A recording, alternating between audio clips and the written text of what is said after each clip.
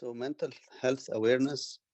Um, I want to speak to you about an important um, conflict that a lot of people fall into, which is when we do have some mental health problem, whether it is um, some behavioral issues or some disturbed thinking or disturbed emotions or disturbed behavior, whether it's in ourselves or someone else around us. We a lot of time get into a conflict whether this is originating from a psychological problem versus a spiritual problem, and this is very important question because without identifying where is the cause or the root origin of the problem, we a lot of time go in circles and we're not able to treat whatever situation is happening. If it is something that belongs to us on our own selves, um, it becomes very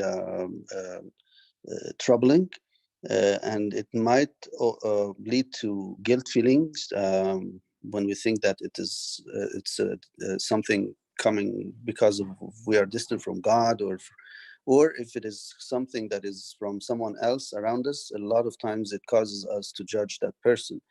So I wanted to shed some light about this situation.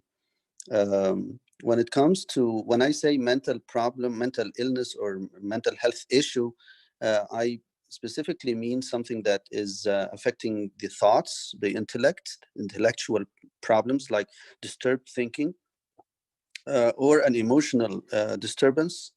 A person is emotionally distressed, anxious, troubled, depressed, any sort of emotional deviation from normal, and also behavioral symptoms. So those are the main categories that I mean mental health related issues: intellectual, emotional, or behavior. But there is usually two extremes when it comes to diagnosing or answering the question whether it is really a psychological or a spiritual problem.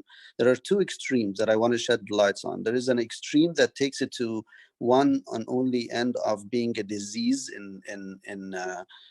in whatever place it is, in the brain or in the psyche, and we will talk about that. Or the other extreme is that it is a totally sinful condition, sinful situation because of because of distancing from God and lack of faith, lack of relationship with God. There are problems with those two extreme positions if we identify as that the cause is exclusively one of them. So some scientists or non-believers would claim that whenever we have a thought problem or an emotional problem or a behavioral problem, that this is totally neurobiological, meaning it is due to brain chemistry, neurotransmitters, they call them, biological brain disorder, and it's sometimes genetic. And they look at it in a very reductive way, that to bring it down to cellular problems or biological problems. And therefore, it is done compulsively out of the free will of that person, and the person is 100% innocent or non-culpable, is not to have any role in it. That's an extreme. The other extreme is that some of us Christians would call it totally spiritual problem. It's because that person doesn't know God very well, or have lack of faith, or he needs more prayer, or have corrupted nature, and therefore puts all the responsibility on that person, and the person is 100% guilty. Like I said, if this applies to ourselves, it produces guilt, and if it applies to others, it produces judgment. But if we think about it deeply, about we will find out that the extreme of the scientific explanation, um, in a way, it gets God out of the equation totally, and it reduces us to the brain and the brain cells, and it is based on an idea that the atheists have developed or the conviction that the atheists have, that we are our brains, and if our brains are dead, then we are no more, and they are wrong. On the other extreme, some Christians would claim that that the soul has nothing to do with the brain or with the body, has no connections to it, and it's totally something that is relying on God, and it's a God's entity, and therefore science has nothing to do with it at all. That's another extreme that is wrong. Um, where is the truth? The truth is that God has created us as bodies. In the outer appearance, we have a body, a physical body that we all feel and touch, and there is an intangible component of us that is called the soul and the spirit, and we will identify the difference in a minute. Uh, how do we understand that as Christians? Well, the Bible talks about it. This verse here in First Thessalonians chapter 5, verse 23, it says, "Now may the God of peace himself sanctify you completely, and may your whole spirit, soul, and body be preserved blameless at the coming of our Lord Jesus Christ." By the way, those three are mentioned several times in liturgy as well. Abuna mentions the three components of man in liturgy several times. In the middle of the liturgy, right before the litanies, and also in the litany of the sick, and in the hymn of Iboro at the end. This is a diagram that explains how that works. We have the body circle here on the left, the spirit, and those are kind of understandable because the spirit is the breath of life that God has breathed into Adam, and Adam became a living soul. But what we really sometimes don't understand very well is the middle circle there, or the upward circle that is called the soul, and which is composed of the mind being the thinker, the emotions where we feel things, and then the willpower that we makes us behave. And that's what causes some of the problems that I'm talking about today. If we have a thinking problem coming from the mind, or emotional problem coming from that emotional component, or the will that makes us behave, if you think about it, that you will find in this diagram that this circle in the middle is connected to everything. It's connected to the body through the brain, because the brain is what gives the hardware for the mind to think, the will to react, and the emotions to feel. But also it is linked to the spirit, which is the breath that God gave to give holiness to the thoughts, to our thoughts, holiness to our emotions, holiness to our will.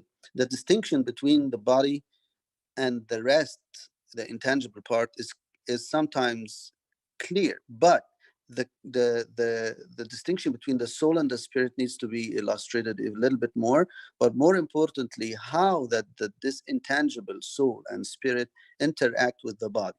The model is like the computer.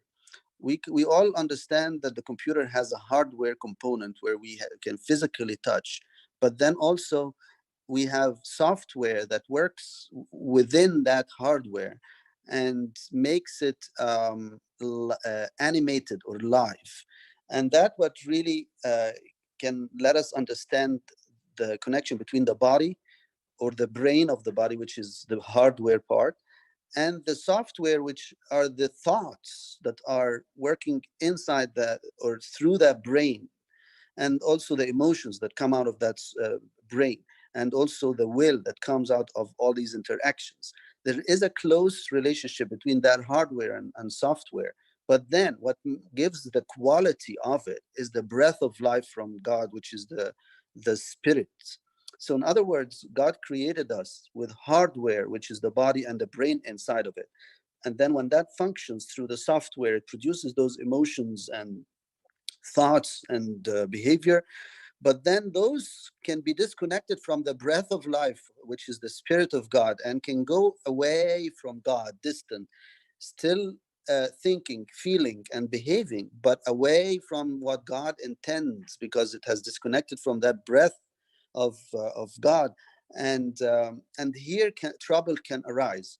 The trouble can arise from two reasons: either the hardware and the software connection goes wrong chemically, and that's what causes mental disorders that needs treatment by a biological psychiatrist, versus distancing from God, or distancing of that software functioning through the hardware in a right way and everything, but distant from the breath of life from God, that it gives us the quality of function that God is looking for, the quality of thinking, the quality of emotions, the quality of behavior that God is looking for is different than the quality that we get from the hardware software connection away from Him. I don't know if I'm making that clear, but that's why I said in the beginning I need some feedback to tell me if that's understandable, and if we need to continue in speaking about these things in the future and explaining more in depth or not. Please let me know. Just to give you a vision of what we have in our brain, this is the hardware of our brain that gives us, that God gave us. But when every area of this part of hardware actually is connected through to the body, and also it produces software. So it produces, like for example, um, this purple piece is gives us a software called judgment. Another one in the middle called the yellow one is a memory. It's a software. And the reward or the pleasure circuit in the middle, it's a software. So that's what we call the soul. But again, without the breath of life from God that gives that software the holiness that God is looking for, we will fall into different kind of mental illness problems. So someone like myself who had studied like some of the hardware software connection, and also that the part from God would have uh, um, sometimes people who come with mental conditions or thoughts or emotional problems that need the connection with God again. And I find myself telling them that Christ came to give them the Spirit, and he said, the Spirit of the Lord is upon me because because he has appointed me, that's Christ saying, to preach the gospel to the poor. He has sent me to heal the brokenhearted, the people who feel bad because they're distanced from the Spirit of God. He came to heal that, to proclaim liberty to the captives, to the people who feel like captivated by sin, and they feel miserable and have bad thoughts that are captivating them. God came to give you liberty and recovery from those. And on the other side, I find myself telling some people who have no problem being connected with God, but have a problem between the hardware of their brain and the software, meaning the chemicals of their brain are disturbed chemically or biologically, and we call those like mentally ill or disordered. And that's, by the way, it should not be a stigma, because the brain is an organ just like any other organ that is allowed to have stress and disorder. And for those, the Bible again tells them this. Christ said, those who are well have no need to a physician, but those who are sick. So Christ himself is telling those people, if you are sick, there are physicians for that. And then in the book of Sirach, chapter 38,